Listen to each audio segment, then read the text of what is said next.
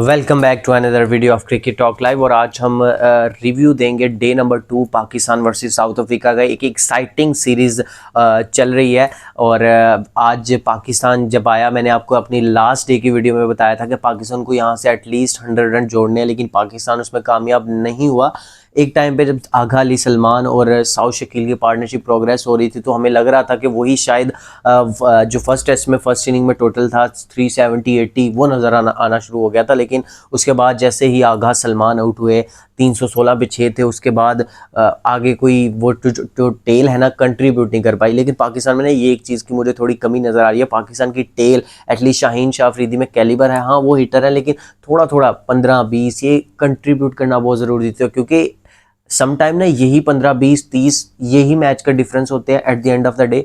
तो मेरे ख्याल में टेल को थोड़ा कंट्रीब्यूट करना चाहिए था, एटलीस्ट पुश कर देते 350 प्लस। 350 के एक साइकोलॉजिकल प्रेशर होता है, लेकिन पाकिस्तान की इनिंग जो है ना 333 रन पे समाप्त हुई। लेकिन आपको तारीफ़ करनी पड़ेगी यहाँ पे साउथ शकील की। साउथ शकील ने बहुत बहुत बहुत अच्छी और सेंसिबल बैटिंग की, और साउथ शकील ने शो किया again and again why he is our current best test player. और जो डिफ़िकल्ट कंडीशन में परफॉर्म करता है उसको कैसी भी कंडीशन में खिला दो। अभी तक वो ऑस्ट्रेलिया में बस नाकाम हुए, बाकी साउथ अफ्रीका गए, वहाँ डिसेंट बैटिंग की। इंग्लैंड में भी डिसेंट बैटिंग की उन्होंने, इंग्लैंड के अगेंस्ट घर में अच्छी बैटिंग की। तो बड़ी टीमों के अगेंस्ट आप ये तो नहीं कह सकते कि यार एक बंदे ने बड़ी टीमों के घर में रन बनाए तो वो छोटा प्लेयर है। भाई घर में भी बड़ी क्वालिटी साइड्स के अगेंस्ट रन बनाने से आपका जो कैलिबर है, आपकी जो क्लास है वो हाई लेवल पे रहती है। और साउथ शकील जैसा बैटर मेरे ख्याल में he probably the next captain, test captain of Pakistan. और वैसे भी जैसे कोयटा को उन्होंने लीड किया है, वो पोटेंशियल ओडीआई के प्लेयर भी हैं। तो ऐसा नहीं है कि उनके लिए सिर्फ रेड बॉल है, लेकिन रेड बॉल में जो एक्सेप्शनल फॉर्म है, क्योंकि आप इतनी ज़्यादा रेड बॉल खेलते नहीं हो और फिर आप पैचेस में खेलते हो, आके सेटल होने में भी बहुत ज़्यादा टाइम लग जाता है। लेकिन Saud Shakeel hats off to him, उन्होंने जो 38 रन सेकेंड इनिंग में खेली थी वो बहुत कमाल थे। और अभी जो फर्स्ट इनिंग में 66 है, ये बहुत क्रूशियल है। उसके बाद साउथ अफ्रीका की बैटिंग शुरू हुई तो हम यही एक्सपेक्ट कर रहे थे कि साउथ अफ्रीका शायद 250 या 150 200 के अंदर अंदर ऑल आउट हो जाएगी, क्योंकि पाकिस्तान को बहुत मुश्किल हुई है। और पिंडी में हमने, आपको याद होगा, इंग्लैंड वर्सेस पाकिस्तान का टेस्ट मैच था और उधर स्पिन ही बहुत हुआ था कि इंग्लैंड की टीम 150 पे ऑल आउट हो गई थी। तो हम वही एक्सपेक्ट कर रहे थे कि पिंडी में ब्रेक बहुत होगा, लेकिन साउथ अफ्रीका ने बहुत सेंसिबल स्टार्ट किया। आई थिंक मार्करम अपनी विकेट फेंक के गए हैं, उनको मजबूर किया गया वो शॉट खेलने पे। साजिद खान पे लॉन्ग ऑफ पे वो आउट हो गए, अच्छी पार्टनरशिप लगी। शाहीन शाह अफरीदी अगेन, मतलब वो बंदा अलग ही लेवल कॉन्फिडेंस पे है। इस पिच में फास्ट बॉलर के लिए अभी कुछ भी नहीं है। हाँ होगा जैसे फर्दर ऑन गेम जाएगी, डे 4 पे जब रिवर्स होना शुरू हो जाता है फोर्थ इनिंग की बॉल्स, तो वो जब रिवर्स होता है तो हमेशा फास्ट बॉलर्स को है ना वो जो है ना हेल्प आउट होती है कि फास्ट बॉलर बहुत अच्छा कर रहे हैं। तो वहाँ पे शाहीन शाह अफरीदी ने जो किया, इट इज़ वेरी नाइस। मतलब अब आते ही विकेट ली वहाँ पे रिकल्टन की, वही रिकल्टन जो बहुत फॉर्म में थे, दोनों इनिंग्स में अच्छा करके आए थे। एक बड़ी विकेट थी पाकिस्तान के लिए। उसके बाद टोनी डिजॉर्जी और ट्रिस्टन स्टब्स, इनकी तो भाई पार्टनरशिप लग गई, इन्होंने तो सही दो है। मतलब हमें एक टाइम पे लग रहा था ये विकेट साइड फ्लैट है, हमारे साथ स्कैम तो नहीं होगा, क्योंकि यार ऐसे होता आ रहा है। हम पास में पाकिस्तान की जितनी भी सीरीज देखें वहाँ पे होता क्या था, होता ये था कि पाकिस्तान पहले लगाता था 390, 400, 450, अगली टीम वहाँ पे 700 कर देती थी। तो हमें तो वही डर सताने लगे थे, वही खौफ पुराने। तो वो मुझे लगा शायद कि ये वही पिच है, लेकिन पाकिस्तान में वही, आपको पता है फर्स्ट इनिंग वाले कॉर्बन काफ़ी आखिरी सेशन में कमबैक किया।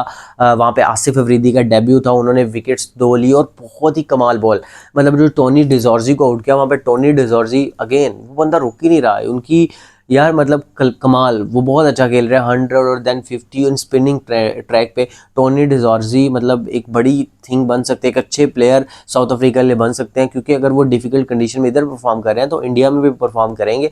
तो ये चीज़ साउथ अफ्रीका को देनी है, क्योंकि साउथ अफ्रीका के ना 2 बहुत मुश्किल टूर थे। जेन्युइन बात है, इस WTC में साउथ अफ्रीका का आगे जाना बहुत मुश्किल है। उसकी वजह मैं आपको बता देता हूँ। एक तो 2 टूर ऐसी कंट्रीज़ में जहाँ पे स्पिन बहुत ज़्यादा हैवी है, और इंडिया को घर में तो आप हरा ही नहीं सकते। पाकिस्तान को हराने में मुश्किल हो रही है, तो इंडिया भाई वो वर्ल्ड क्लास टीम है, तो साउथ अफ्रीका का वैसे भी मुश्किल है। उसके बाद जैसे ब्रेवस को आउट किया, मतलब कमाल, वो बैक टू बैक ब्लोज मिले। लेकिन अभी पाकिस्तान को एक चीज़ है कि रैप अप करना है, आपको 100 रन 100 रन की लीड चाहिए अगर तो इस टेस्ट मैच में अपनी ग्रिफ जो है ना बहुत मजबूत करनी है। यू लीड 100 रन और उसके बाद आपको 220 230 इवन 250 भी करना है, आपको 350 तक का टारगेट देना है और आप इजीली ये मैच जीत जाओगे। और जैसे जैसे डे गुजरेंगे रफ वापस आएगा, स्पिन होगा बहुत ज़्यादा, और जैसे हमने देखा कि जैसे एंड पे आसिफ अफरीदी की बॉल स्पिन हो रही थी, ये इंडिकेशन अच्छे हैं। और सबसे अच्छी बात जो हुई वो टॉस था कल के दिन में, जो पाकिस्तान टॉस जीता था वो बड़ी अच्छी चीज़ थी कि टॉस जीत के आपने पहले बैटिंग की और फोर्थ इनिंग में आपको चेज़ नहीं करना पड़ेगा। फोर्थ इनिंग में तो 150 भी हो तो वो भी मतलब चेज़ नहीं होता है। ऐसी पिचेस पे जहाँ पे आपने बिल्कुल मॉइस्चर निकाल लिया, पिच बहुत ज़्यादा रफ है, क्रैक्स आएंगे डे 4 पे तो इट्स वेरी हार्ड, लेकिन वो चीज़ है। और आसिफ अफरीदी मुझे लगता है कि डे जब आएगा, क्योंकि डे 3 का पिच 3 इस पिच पे खेल लेंगे तो it gonna be trouble for south Africa. और ये पार्टनरशिप पाकिस्तान के लिए तोड़ना बहुत ज़रूरी है, स्पेशली ट्रिस्टन स्टब्स को आउट करना बहुत ज़रूरी है। और साउथ अफ्रीका एक बैटर शॉट भी है, उन्होंने मार्को जेंक्सन को भी खिलाया, उन्होंने रबाडा को भी खिलाया। मुझे समझ नहीं आई, एक बहुत वेवर्ड डिसीजन था। आपके पास लाइक टू लाइक रिप्लेसमेंट थी, आप जेनवनली उसको सराइबन को निकाल के आप महाराज को ले आते और आप वही प्लेइंग 11 के साथ जाते तो एक ज़्यादा बेहतर चीज़ थी। लेकिन आपने कहा नहीं हमने एक बॉलर खिलाना है, तो वो मुझे कुछ समझ नहीं आई। शायद वो बैटिंग भी कर सकते हैं मार्को जेंसन, लेकिन स्पिन विकेट पे क्या वो बैटिंग कर सकते हैं, I am not sure about. लेकिन ये हाँ, रबाडा को आप नहीं ड्रॉप आउट कर सकते, जैसे हम शान कह रहा हूँ, शाहीन शाह अफरीदी को ड्रॉप नहीं कर सकते, हमारे नए नवेले ओडीआई कैप्टन को। तो ये चीज़ है।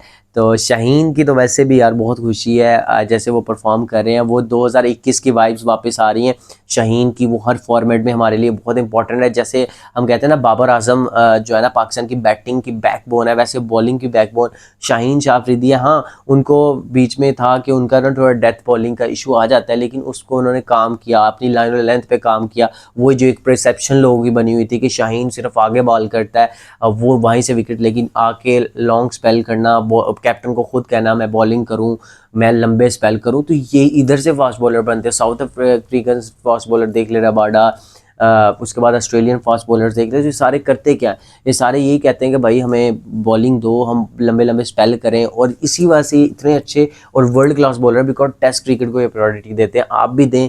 और बाबर आजम के लिए सेकंड इनिंग बहुत इंपॉर्टेंट है। I am not expecting that much daddy 100 और समथिंग लाइक दैट, लेकिन एटलीस्ट 50 आपको करनी है।